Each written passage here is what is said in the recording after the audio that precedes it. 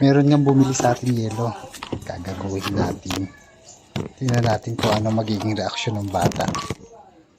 Tara.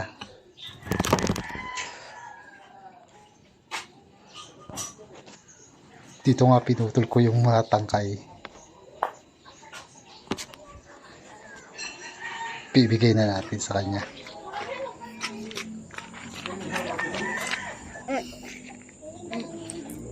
Walang tangkay pa rin. Wala nga nakahawakan. Oh, Wala kang pantay pa rin. kaya po yan. Nakabidyo ka pa. Naka-video ka pa nga.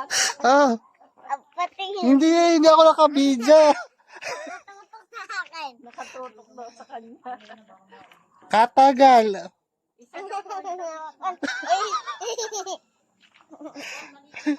Oo. Hawakan.